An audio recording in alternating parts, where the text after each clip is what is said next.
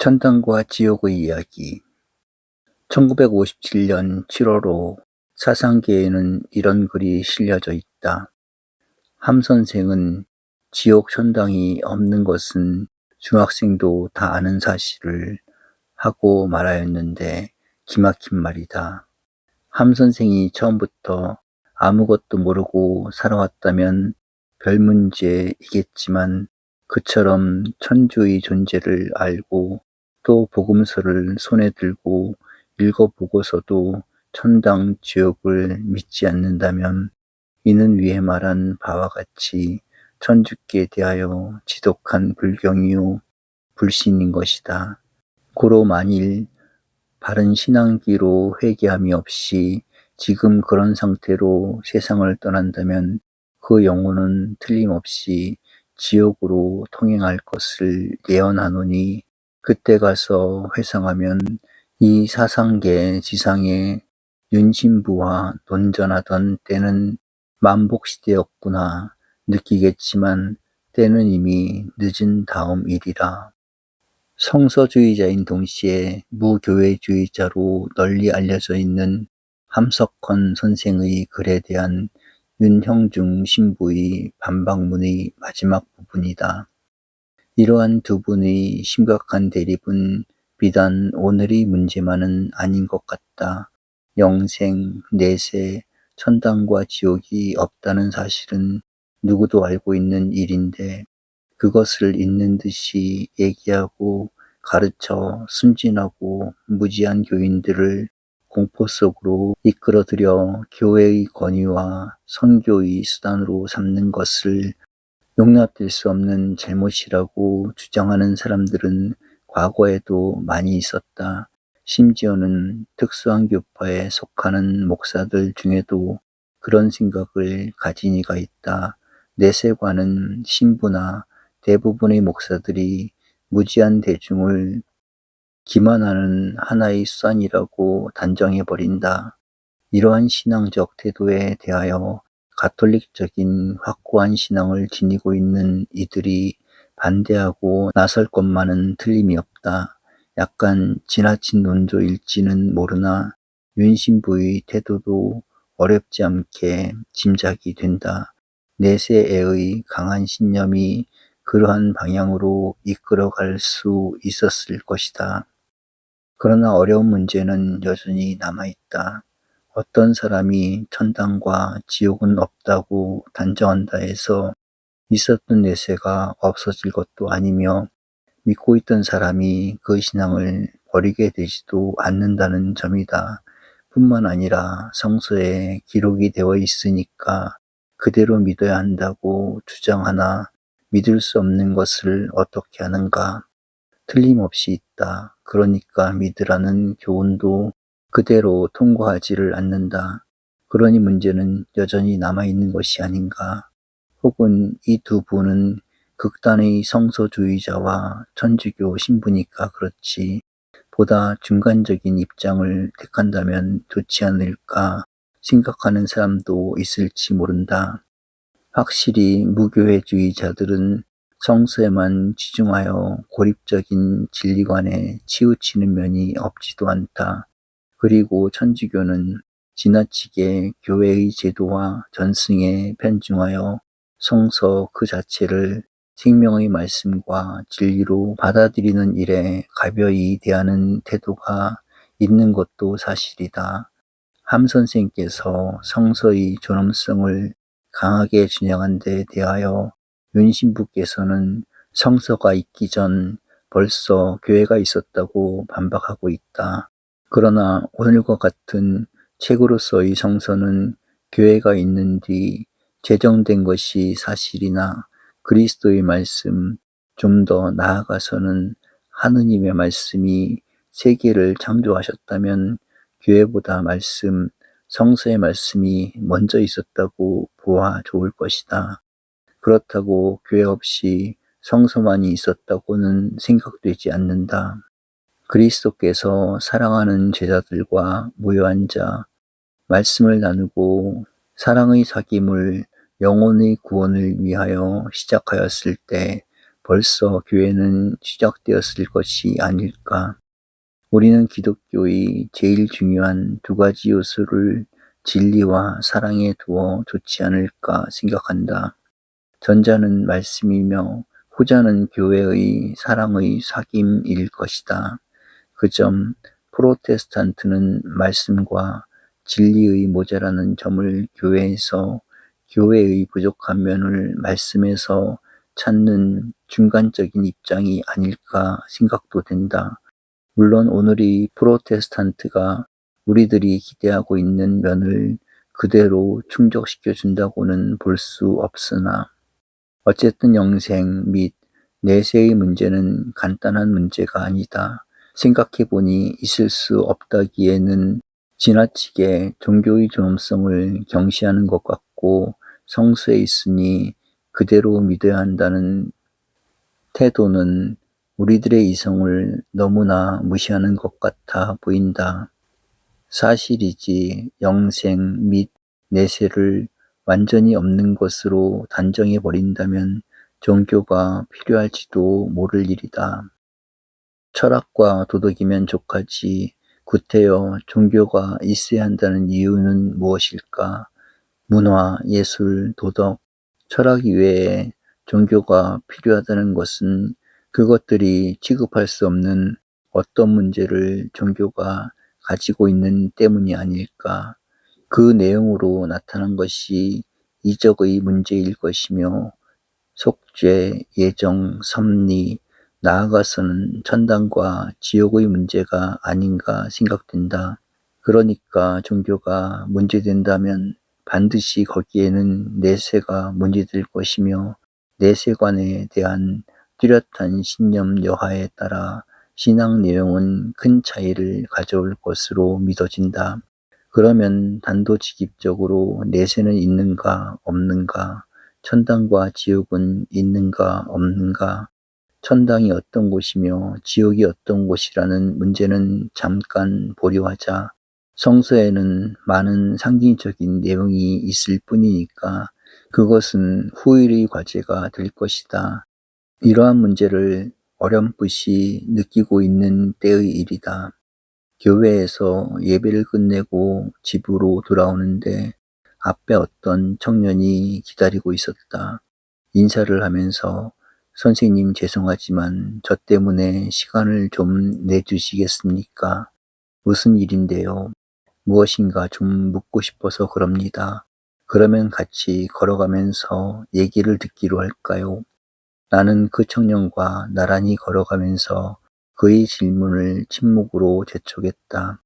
그 청년은 약간 망설이는 듯 싶더니 선생님 정말 천당이나 지옥이 있습니까? 이렇게 묻는 것이었다. 나는 약간 당황했다. 그런 문제는 개인의 신앙이나 신념의 문제이지 객관적인 증명은 불가능하지 않을까요? 내가 있다고 말한 데서 군이 믿을 것도 아니며 없다고 말한다 해서 군이 일생 동안 안 믿을 수가 있어요. 그럼 그런 문제는 얘기 않는 편이 지혜로운가요? 그럴지도 모르지요. 혹시 선생님은 어떻게 생각하십니까? 믿으십니까? 이렇게 묻는다면 얘기는 성립되지요. 그것은 나 개인의 문제이니까. 사실은 저도 그 점이 알고 싶습니다. 신부도 목사도 아닌 철학하시는 분으로서의 내세관을 듣고 싶습니다. 아니지요. 그것은 또 잘못된 생각이에요. 내가 내세를 믿고 안 믿는 것은 내 철학의 문제가 아닙니다. 내가 단순한 철학만을 위한다면 그 문제를 가지고 그렇게 애쓰지도 않았을 것이며 군의 질문도 안 받았을 것이 아니에요.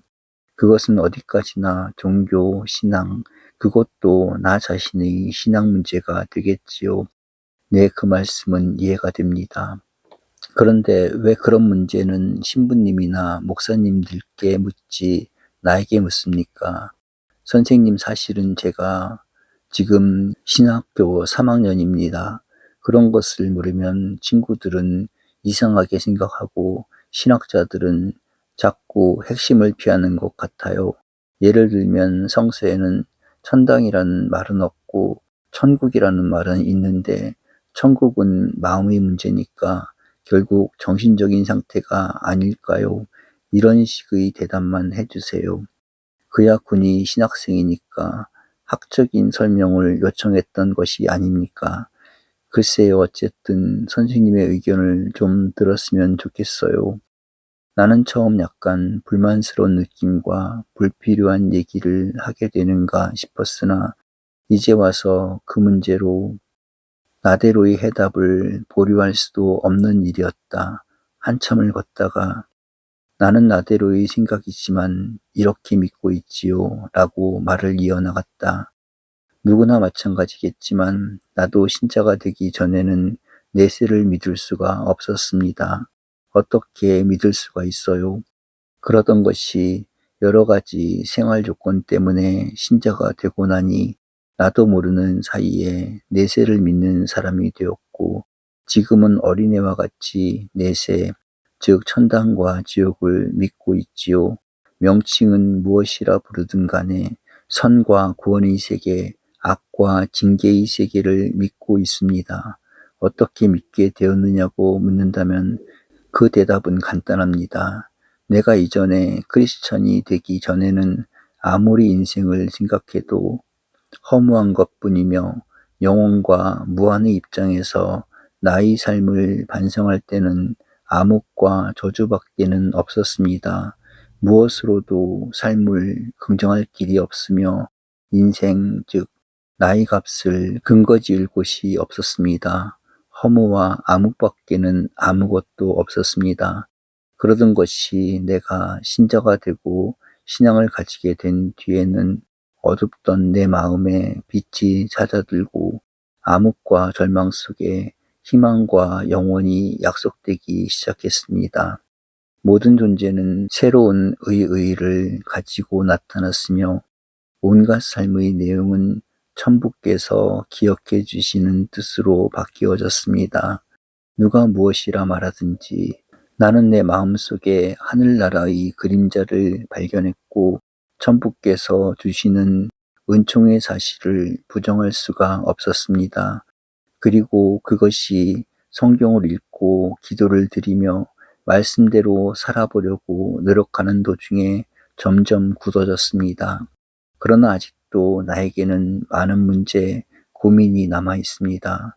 그것은 내 육체, 내 본능적인 욕망에서 오는 세속적이며 인간적인 번뇌, 타락과 범죄의 가능성과 사실입니다.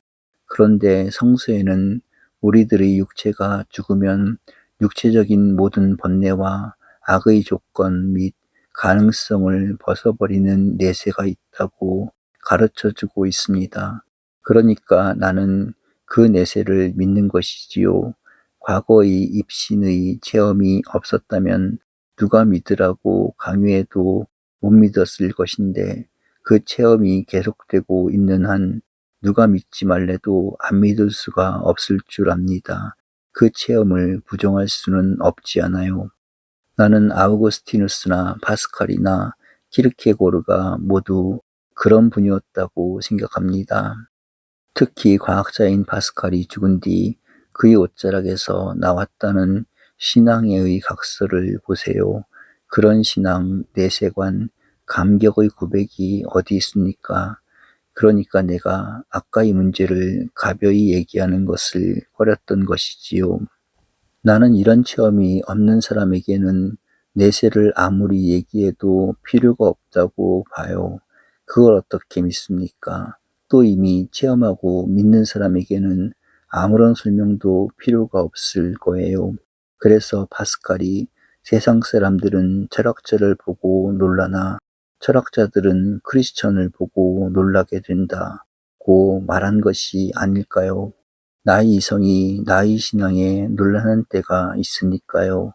이런 체험을 가진 사람에게 내세를 의심하라는 것은 물건을 사다 주겠다고 약속했기 때문에 아버지의 돌아옴을 기다리는 아들에게 아버지의 약속을 믿지 말라는 것과 같지 않을까요?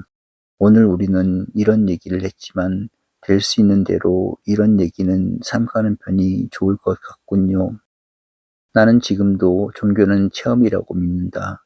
체험에 의한 내적 확증이 없는 곳에 신앙적 진리란 불가능하다고 믿는다.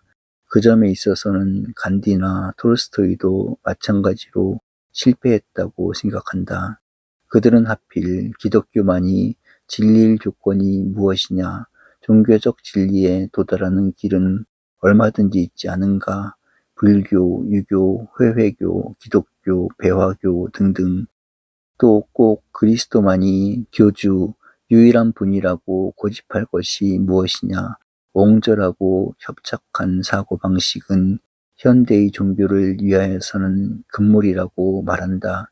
석가, 공자, 마호메트, 소크라테스, 노자도 있지 않느냐고 말한다. 마치 서울로 가는 길은 경부선, 호남선, 중앙선, 경인선이 있는데 어째서 하나만을 고집하여 종교적 대립과 불행을 일으키느냐고 반문한다. 그러나 나는 그렇게 생각지 않는다. 종교의 독선적인 요소나 배타적인 성격을 위해서가 아니다. 문화나 모럴을 위하여 그것들은 해소되어야 하며 참 종교는 언제든지 이러한 형식과 전통의 불필요한 요소들을 해소시켜 줄 것으로 믿는다. 그러나 영혼과 영혼의 구원의 문제를 위하여서는 반드시 이것도 저것도는 아니라고 믿는다. 그것은 마치 이런 얘기와 같지 않을까 생각한다. 내가 부모가 없는 고아로 자랐다 하자 생각해보니 부모가 있어야겠다고 느껴졌다. 그래서 혼자 궁리해보는 것이다. 박신의 아들이 되면 재산을 얻을 수 있겠고, 이신의 아들이 되면 출세가 빠르겠고, 송신의 아들이 되면 학문을 하는데 도움이 될 테니까 어느 편을 써놓은 것이 좋을까? 결정을 지어 써놓으면 된다. 그러나 내가 부모를 모시고 살아왔는데 어떻게 그 부모를 모시지 못하게 되었다고 하자. 그러면 나는 누구의 아들이 되기를 원하겠는가? 땅끝까지라도 내 아버지, 내 어머니를 찾아갈 것이 아니겠는가? 종교는 역시 체험의 문제이다. 영혼과의 대결에서 얻은 신념, 영혼의 구원을 위하여 체험한 확증, 그것이 종교의 핵심이기 때문에 그 사실의 유무가 문제일 것이다. 종교를 생각, 비판만 하는 사람은 어느 종교를 택할 수도 있다. 그러나 신앙을 체험하는 사람은 하나의 종교를 택하게 마련인 것이다. 그러므로 파스칼은 아브라함의 하느님, 이삭의 하느님, 야곱의 하느님이다. 철학자나 학자의 하느님이 아니다. 라고 말한 것이다.